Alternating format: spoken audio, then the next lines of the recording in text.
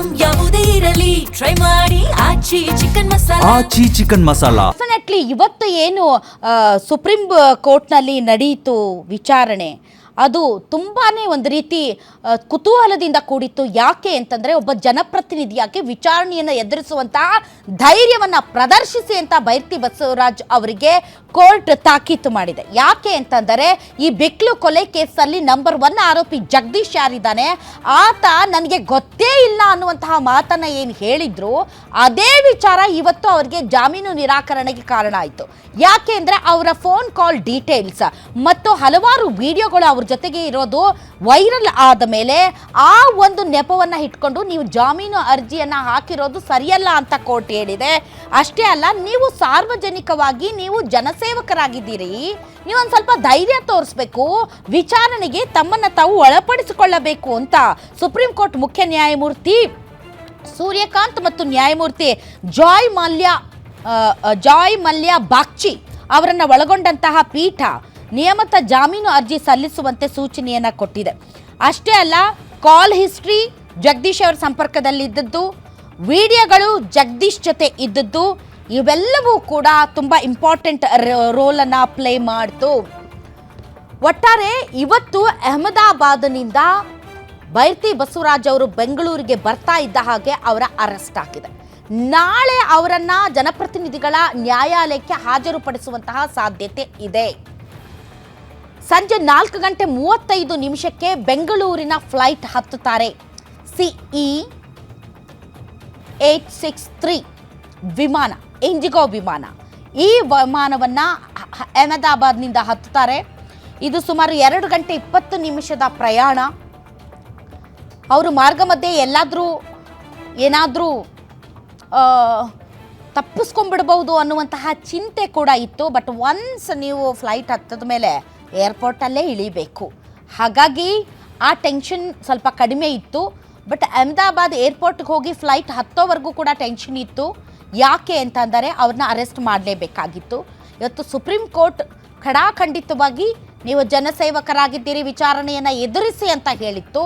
ಅವರನ್ನು ಅರೆಸ್ಟ್ ಮಾಡಲೇಬೇಕಾಗಿತ್ತು. ಈ ಹಿನ್ನೆಲೆಯಲ್ಲಿ ಅವರು ಅಹಮದಾಬಾದ್ನಲ್ಲಿ ವಿಮಾನ ಹತ್ತೋವರೆಗೂ ಕೂಡ CID ಪೊಲೀಸರಿಗೆ ಟೆನ್ಷನ್ ಇತ್ತು. ವಿಮಾನ ಹತ್ತಿದ ಮೇಲೆ ಅವರಿಗೆ ಗೊತ್ತು ಅವ್ರು ಇಲ್ಲೇ ಬಂದು ಇಳಿಬೇಕು ಅಂತ. ಇಳಿದ ತಕ್ಷಣ ಅವರನ್ನು ಅರೆಸ್ಟ್ ಮಾಡೋದಕ್ಕೆ ಬೇಕಾದಂತಹ ಎಲ್ಲ ತಯಾರಿಯನ್ನು ಹರ್ಷ ನೇತೃತ್ವದ ತಂಡ ಮಾಡಿತ್ತು. ಹಾಗಾದರೆ ಏನಿದು ಪ್ರಕರಣ? ಯಾವ ಪ್ರಕರಣಕ್ಕೆ ಸಂಬಂಧಪಟ್ಟಂತೆ ಇವತ್ತು ಒಬ್ಬ MLA ಅದು ಕೂಡ ಪ್ರಭಾವಿ MLA, ಈ ಹಿಂದೆ ಸಚಿವರಾಗಿರುವಂಥವರು, KR ಪುರಂನ ಶಾಸಕರು, ಇವರನ್ನ ಯಾವ ಪ್ರಕರಣದಲ್ಲಿ ಯಾವ ಕೊಲೆ ಕೇಸಲ್ಲಿ ಅರೆಸ್ಟ್ ಮಾಡಿದ್ದಾರೆ ಅನ್ನೋದರ ಬಗ್ಗೆ ಹೇಳೋದಾದರೆ, ಇದು ಒಂದು ಜಮೀನು ವಿವಾದಕ್ಕೆ ಸಂಬಂಧಪಟ್ಟಂತ ಕೊಲೆ ಕೇಸ್. ತಮಗೆ ಗೊತ್ತಿದೆ ಬೆಂಗಳೂರು ಯಾವ ರೀತಿ ಬೆಳೀತಾ ಇದೆ ಅಂತ ವೀಕ್ಷಕರೇ. ಈಗ BBMP ಇರೋದು GBA ಆಗಿದೆ, ಸೊ ಗ್ರೇಟರ್ ಬೆಂಗಳೂರು ಆಗಿದೆ. ಬೆಂಗಳೂರಿನ ವ್ಯಾಪ್ತಿ ವಿಸ್ತೀರ್ಣ ಜಾಸ್ತಿ ಆಗ್ತಾ ಇದೆ. ಆ ಹಿನ್ನೆಲೆಯಲ್ಲಿ ಔಟ್ಸ್ಕರ್ಟ್ಸ್ KR ಪುರಂ ಕ್ಷೇತ್ರ ಏನಿದೆ, ಇಲ್ಲಿ ರಿಯಲ್ ಎಸ್ಟೇಟ್ ಮಾಫಿಯಾ ಯಾವ ಲೆವೆಲ್ಗೆ ಇದೆ ಅಂದರೆ, ನಿಮ್ಮ ಹತ್ರ ದುಡ್ಡಿದ್ರೆ, ನೀವು ರಿಯಲ್ ಎಸ್ಟೇಟ್ ಕೂಡ ಆಗಿದ್ರೆ, ನೀವು ರಾಜಕೀಯದಲ್ಲಿ ಏನು ಬೇಕಾದರೂ ಸಾಧನೆ ಮಾಡ್ಬೋದು. ಆ ಲೆವೆಲ್ಗೆ ಬೆಂಗಳೂರಿನ ಔಟ್ಸ್ಕರ್ಟ್ಸಲ್ಲಿ ಭೂಮಿಯ ಬೆಲೆ ಗಗನಕ್ಕೇರಿದೆ. ರಿಯಲ್ ಎಸ್ಟೇಟ್ ಕೂಡ ಭಾರಿ ಚೆನ್ನಾಗಿ ನಡೆಯುತ್ತೆ. ಈ ರಿಯಲ್ ಎಸ್ಟೇಟ್ ಮೇಲೆ ಯಾರು ಹಿಡಿತ ಸಾಧನೆ ಮಾಡ್ತಾರೋ ಅವರು ತುಂಬ ದೊಡ್ಡ ಸ್ಥಾನಕ್ಕೆ ಹೋಗ್ತಾರೆ, ಅವರು ತುಂಬ ಪವರ್ಫುಲ್ ಅಂತ ಅನ್ಸ್ಕೊಳ್ತಾರೆ. ಅಂತಹ ಕ್ಷೇತ್ರ KR ಪುರಂ ಕ್ಷೇತ್ರ. ಈ ಕ್ಷೇತ್ರದಲ್ಲಿ ರಿಯಲ್ ಎಸ್ಟೇಟ್ ಮಾಫಿಯಾ ಸಿಕ್ಕಾಪಟ್ಟೆ ಇದೆ. ಆ ರಿಯಲ್ ಎಸ್ಟೇಟ್ ಮಾಫಿಯಾದ ಭಾಗವಾಗಿ ಒಂದು ಜಮೀನು ವಿವಾದಕ್ಕೆ ಸಂಬಂಧಪಟ್ಟಂತೆ ನಡೆದಿರುವಂತಹ ಕೊಲೆ ಇದು.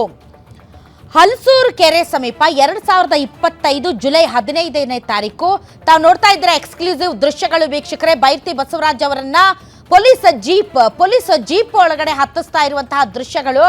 ಮೋಸ್ಟ್ಲಿ ಇವರು ಆಪರೇಷನ್ ಕಮಲಕ್ಕೆ ಒಳಗಾದಾಗ ಇದೇ ಥರ ಮಾಸ್ಕ್ ಹಾಕೊಂಡು ಬಂದಿದ್ರೇನಪ್ಪ, ಆವಾಗಲೂ ಕೊರೋನಾ ಟೈಮ್ ಅಂತ ಅದು, ಐ ಡೋಂಟ್ ನೋ, ನನಗೆ ಸರಿಯಾಗಿ ನೆನಪಿಲ್ಲ. ಬಟ್ ಇದೇ ರೀತಿ ಮಾಸ್ಕ್ ಹಾಕ್ಕೊಂಡಿದ್ರು. ಬಟ್ ಈಗ ಮಾಸ್ಕ್ ಹಾಕ್ಕೊಂಡಿರೋದು ಜನರಿಗೆ ಗೊತ್ತಾಗಬಾರ್ದು ಅಂತ. ಬಟ್ ಡೆಫಿನೆಟ್ಲಿ ಅವರೇ ಶರಣಾಗತಿ ಆಗುವಂತಹ ಸಾಧ್ಯತೆಯೂ ಇತ್ತು. ಮೋಸ್ಟ್ಲಿ ಅವರೇ ಏನಾದರೂ ಇಲ್ಲ ನಾನು ಶರಣಾಗ್ತೀನಿ ಅಂತಹ ಪೊಲೀಸರಿಗೆ ಏನಾದರೂ ಇನ್ಫಾರ್ಮೇಷನ್ ಕೊಟ್ಟಿದ್ರೋ ಏನೋ ಗೊತ್ತಿಲ್ಲ.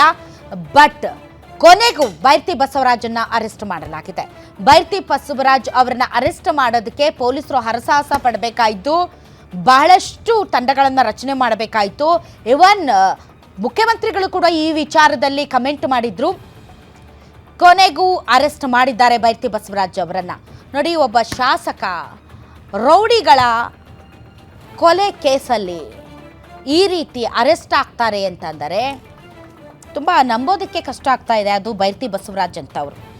ಜಮೀನು ವಿವಾದಕ್ಕೆ ಸಂಬಂಧಪಟ್ಟಂತೆ ಬೆಂಗಳೂರಿನ ಹಲಸೂರು ಕೆರೆಯ ಸಮೀಪ 2025 ಜುಲೈ 15ನೇ ತಾರೀಕು ರೌಡಿ ಶೀಟರ್ ಬಿಕ್ಲು ಶಿವ ಕೊಲೆ ನಡೆಯುತ್ತೆ.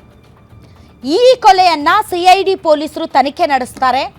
4 ಜನ ಆರೋಪಿಗಳನ್ನು ಬಂಧನ ಮಾಡ್ತಾರೆ ಮತ್ತು 5ನೇ ಆರೋಪಿಯಾಗಿ ಬೈರ್ತಿ ಬಸವರಾಜ್ ಅವರನ್ನು ಈ ಒಂದು ಪ್ರಕರಣದಲ್ಲಿ ಫಿಟ್ ಮಾಡ್ತಾರೆ. ಅದಾದ ಮೇಲೆ FIR ರದ್ದು ಮಾಡಿ ಅಂತ ಮೊದಲಿಗೆ ಬೈರ್ತಿ ಬಸವರಾಜ್ ಅವರು ಹೈಕೋರ್ಟ್ಗೆ ಕ್ರಿಮಿನಲ್ ಅರ್ಜಿಯನ್ನು ಸಲ್ಲಿಸ್ತಾರೆ. ತನಿಖಾಧಿಕಾರಿಗಳು ಯಾವುದೇ ಕಾರಣಕ್ಕೂ ಬಸವರಾಜ್ ಅವರನ್ನು ಬಂಧಿಸಬಾರದು ಅಂತ ಆರಂಭದಲ್ಲಿ, ಅಂದರೆ ಬಲವಂತದ ಕ್ರಮ ಬೇಡ ಅಂತ ಹೈಕೋರ್ಟ್ ಸೂಚನೆಯನ್ನು ಕೊಡುತ್ತೆ. ಅಷ್ಟೇ ಅಲ್ಲ, ತನಿಖಾಧಿಕಾರಿಗಳ ಎದುರುಗಡೆ ಬಂದು ನಿಮ್ಮ ಹೇಳಿಕೆಯನ್ನು ದಾಖಲಿಸಬೇಕು ಅಂತ ಆಗ ಕೋರ್ಟ್ ಹೇಳುತ್ತೆ. ಅದಾದ ಮೇಲೆ ಆಗಸ್ಟ್ 12ನೇ ತಾರೀಕು CID ಪೊಲೀಸರು ಕೋಕಾ ಕಾಯ್ದೆ ಹೇರ್ತಾರೆ. ಇದರ ರದ್ದತಿಗೆ ಮತ್ತೆ ಜಾಮೀನು ಕೋರಿ ಇವರು ಹೈಕೋರ್ಟ್ಗೆ ಅರ್ಜಿ ಹಾಕ್ತಾರೆ ಮತ್ತೊಂದು. ಆಗ ಹೈಕೋರ್ಟ್ ನಿರೀಕ್ಷಣಾ ಜಾಮೀನು ನಿರಾಕರಣೆ ಮಾಡುತ್ತೆ, ಜೊತೆಗೆ ವಿಚಾರಣಾಧೀನ ನ್ಯಾಯಾಲಯದ ಮೊರೆ ಹೋಗೋದಕ್ಕೆ ಸೂಚನೆ ಕೊಡುತ್ತೆ. ಮರುದಿನವೇ ನಿರೀಕ್ಷಣಾ ಜಾಮೀನು ಕೋರಿ ಬಸವರಾಜ್ ಅವರು ಅರ್ಜಿ ಸಲ್ಲಿಸ್ತಾರೆ. ಬೆಂಗಳೂರಿನ ಜನಪ್ರತಿನಿಧಿಗಳ ವಿಶೇಷ ನ್ಯಾಯಾಲಯ ವಜಾಗೊಳಿಸುತ್ತೆ. ಅದಾದ ಮೇಲೆ ಡಿಸೆಂಬರ್ 26 ಮಧ್ಯಂತರ ನಿರೀಕ್ಷಣಾ ಜಾಮೀನು ಸಿಗುತ್ತೆ.